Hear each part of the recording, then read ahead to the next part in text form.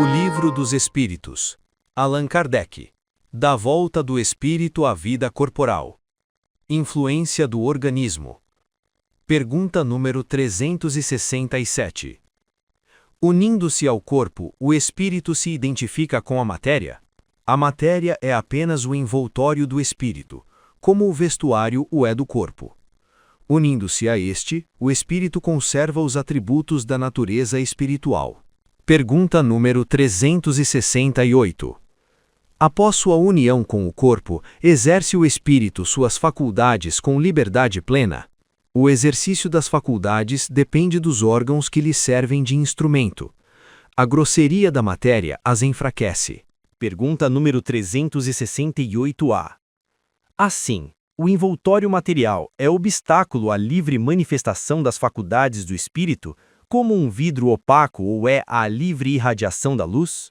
É, como vidro muito opaco. Pode-se também comparar a ação que a matéria grosseira exerce sobre o espírito à de um charco lodoso sobre um corpo nele mergulhado, ao qual tira a liberdade dos movimentos. Pergunta número 369. O livre exercício das faculdades da alma está subordinado ao desenvolvimento dos órgãos? Os órgãos são os instrumentos da manifestação das faculdades da alma, manifestação que se acha subordinada ao desenvolvimento e ao grau de perfeição dos órgãos. Como a excelência de um trabalho, o está a da ferramenta própria à sua execução. Pergunta número 370. Da influência dos órgãos se pode inferir a existência de uma relação entre o desenvolvimento dos órgãos cerebrais e os das faculdades morais e intelectuais? Não confundais o efeito com a causa. O espírito dispõe sempre das faculdades que lhe são próprias. Ora, não são os órgãos que dão as faculdades, e sim estas que impulsionam o desenvolvimento dos órgãos. Pergunta número 370-A. Dever-se-á deduzir daí que a diversidade das aptidões entre os homens deriva unicamente do estado do espírito? O termo unicamente não exprime com toda a exatidão o que ocorre. O princípio dessa diversidade reside nas qualidades do espírito, que pode ser mais ou menos adiantado.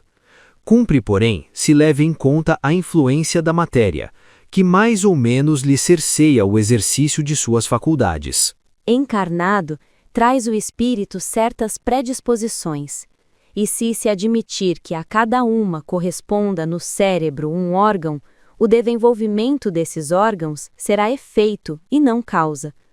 Se nos órgãos estivesse o princípio das faculdades, o homem seria máquina sem livre-arbítrio e sem a responsabilidade de seus atos. Forçoso, então, seria admitir-se que os maiores gênios, cientistas, poetas, artistas, só o são porque o acaso lhes deu órgãos especiais, donde se seguiria que sem esses órgãos não teriam sido gênios, e que, assim, o maior dos imbecis teria podido ser um Newton, um Virgílio ou um Rafael, desde que de certos órgãos se achassem providos. Ainda mais absurda se mostra semelhante hipótese se a aplicarmos às qualidades morais. Efetivamente, segundo esse sistema, um Vicente de Paulo, se a natureza o dotara de tal ou tal órgão, teria podido ser um celerado, e o maior dos celerados não precisaria senão de um certo órgão para ser um Vicente de Paulo. Admita-se, ao contrário, que os órgãos especiais, dado existam, são consequentes, que se desenvolvem por efeito do exercício da faculdade, como os músculos por efeito do movimento, e a nenhuma conclusão irracional se chegará. Sirvamo-nos de uma comparação trivial, não obstante verdadeira. Por alguns sinais fisionômicos, se reconhece que um homem tem o vício da embriaguez. Serão esses sinais que fazem dele um ébrio, ou será a ebriedade que nele imprime aqueles sinais? Pode dizer-se que os órgãos recebem o cunho das faculdades.